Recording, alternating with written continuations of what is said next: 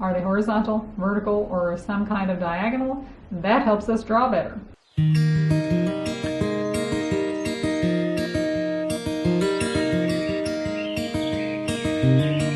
Alright, so we've talked about contour drawings and blind contour drawings, and if you haven't watched those videos, then I ask that you please watch those videos before this one, because I'm going to kind of build on what I talked about with those in this one. Alright, so we talked about contour drawings where we draw what we see and we're just drawing the outline, and we talked about how contour means outline in French, okay? And we talked about really trying to get the shapes right, the angles right, and the proportions right, and looking at the object more than our paper with a contour drawing, okay? We also, in the blind contour drawing, we talked about those same things, shapes, angles, proportions, and looking at the object more than our paper, so much so that in a blind contour drawing, once we put the pencil down and start moving it, we don't look at the paper at all until we're finished. Awesome. So what I want to do today is focus a little bit more on the first three parts. I talked a lot about looking at the object in the contour and the blind contour videos. For this lesson today, let's talk more about the shapes, the angles, and the proportions. All right? So let's start with the shapes. So if I am drawing this here, okay, I want to look at the shapes and the lines, okay? Now, everything that we start drawing is going to be a line until it touches the other part of the line or some line or the edge of the paper or something and creates a shape somewhere. So when I'm saying shapes, I mean lines and then turning into shapes. So we're going to be looking at the lines and the shapes. All right, so if I'm going to draw this Mod Podge jar sitting in front of me here, what I want to talk about today is thinking about geometric shapes as we draw. Okay, it won't help to think about organic shapes because those are just shapes that don't have names, and that can be any shape at all ever that anyone can think of in the world anytime. So that doesn't help us. But thinking about geometric shapes, does this look like a geometric shape? How much does it look like a geometric shape? Is this like a perfect regular circle, or is it a little bit different, like a little bit stretched out oval looking from the perspective that I am looking at this jar from? And to me, this doesn't look like the exact regular circle because I wasn't looking at it like this, straight at the top. I'm looking at it at an angle, so it looks more like a little oval kind of shaped to me. Okay, so thinking when we're drawing, does the part that I'm drawing look like a geometric shape? And if so, is it like exactly like a geometric shape, or is it a little bit off? That can help us draw better. Thinking about geometric shapes, and is it like one, and how much is it like one? Okay. We also want to think about angles. Okay. So really, as we start to draw, we're drawing lines until we close them up and make them into shapes. Okay. So over here, now this goes straight down vertical. Okay. There are really only three main kinds of lines when we're talking about like drawing something with ways that lines can go. I'm not talking about zigzag or wavy line, not those kinds of lines, but for a straight line, a line can either be horizontal, vertical, or diagonal. Now this is diagonal. We think of diagonal a lot of times as being like the way that an X is, the lines that make an X, but even just a little bit not horizontal or not vertical is diagonal. It's slanted, one might say. So we can think, is this line vertical? Yes. Or is it horizontal? Or is it some kind of diagonal? All right. And thinking about that, the angles of these straight lines on the things that we draw, are they horizontal, vertical, or some kind of diagonal? That helps us draw better. Because if I didn't think about this being totally vertical, then maybe I wouldn't have drawn it totally vertical, and that wouldn't be right. But if I think about that, is it vertical? Yes. If it wasn't, let's say I tilt the bottle some. And if I tilt the bottle some, and I look at it like from straight on like this, but tilted, then I see, oh, okay, now the top of the lid is diagonal. What is the angle of it? And I can hold my pencil. This is one thing, one trick we can do, is I can hold my pencil to the object that I'm looking at. It could be close to me or something far away. Hold my pencil, try and match up that angle, and then put my pencil above my paper like at that angle and kind of transfer it. But really I like to look at it more And see how I have different lines here? That's fine.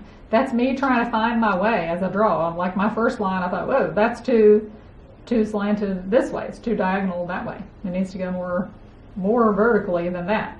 So then I redid it, and now I think I have the exact right angle. Let's see if I can transfer it down here to see. Yeah, look at that. See? So I was able to get that angle by looking and thinking, how diagonal is it? Okay? Like in what way is it diagonal? Is it just a little over? Is it over a lot? More? Okay, so I've got that. Then I see, okay, now all of a sudden these lines on the side of the lid, they're not vertical now.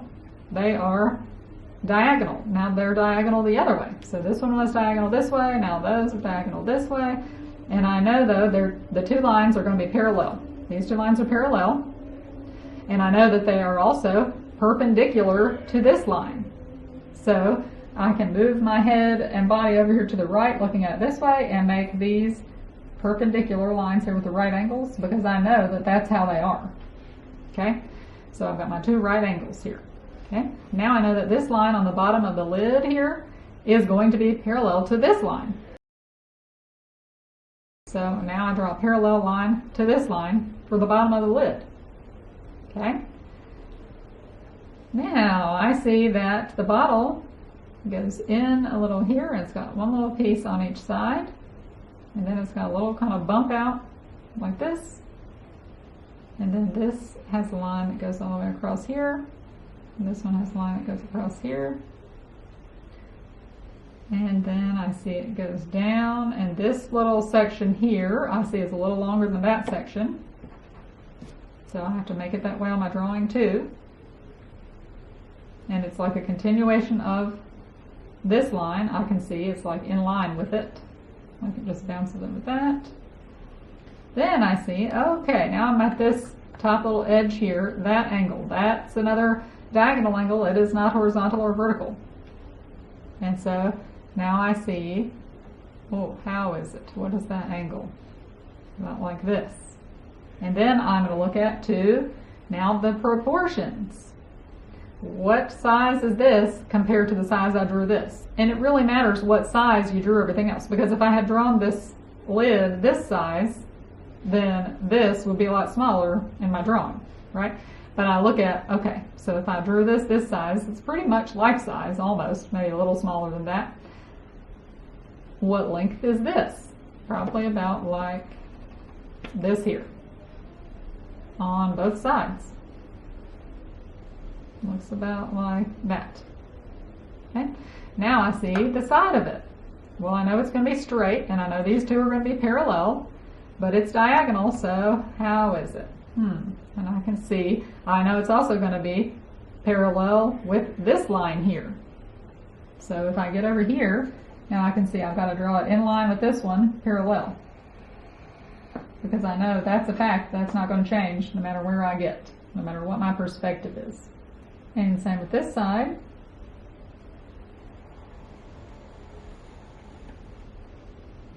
Okay, and then this is a little bit of curve here.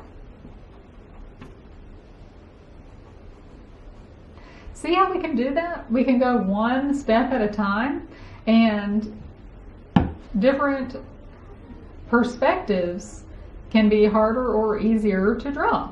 Okay, so if I put this like this, then I know that the sides of the lid and the sides of this, they're going to be vertical. So that's going to be easier to draw, those parts. But the lid is going to be a little harder to draw because now I've got to get the circle right, and this little circle part here and this little circle part here. So while some parts got easier when I put it straight in front of me like this, some parts are easier because now these lines are all just vertical. Some parts got a little more tricky because of drawing the curves the way that I see them. When I turned it diagonally, all of a sudden then these curves, and I was looking at it straight on, then these parts became straight lines and became much easier because I didn't have to deal with the curves. But then the sides became a little more tricky because I had to figure out what angle to draw the sides of everything because they weren't just vertical, they were at an angle. Okay? So you could just try different things, and you can draw the same object many different ways. You can draw it upside down. You can draw it on the side. You can draw it this way. You can hold it and draw it diagonally. So we can draw the same thing for different ways. It's just to help us pay attention to the shapes, angles, and proportions, and what the things really look like, and trying to capture what they look like in our drawing. Okay, awesome. Now, if you would like to draw some more drawings like this, these are sort of like contour drawings, but I put in more detail than we might need to put in normally in a contour drawing, like this little line here, but you can include those kinds of things in a contour drawing, but you can do that. We don't need to get into trying to do the lettering and all that stuff. I mean, if you want to do that for fun, you go for it. That's totally fine. But to learn how to draw better, drawing labels on things is not something that we need to pay too much attention to. And there are all kinds of geometric and organic shapes going on here, and all kinds of stuff. Lots and lots and lots and lots of details.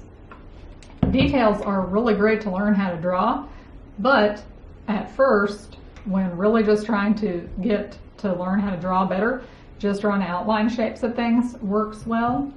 And after you're drawing hard objects like these that are hard, then you can start to draw some things that are softer, okay, like fabric things. So like if I put this rag here and I want to look at it and draw it, I'm going to look at the same things, the shapes, and I see, first thing I see is this here for me is like a triangle. So that's that first thing, okay. Look at the lines, horizontal, vertical, or diagonal, and how diagonal is it, and does it look like a geometric shape? And those things, now looking at this angle here, coming down, these types of things are things that help us learn how to draw better, because we are paying attention to the shapes and angles and the proportions.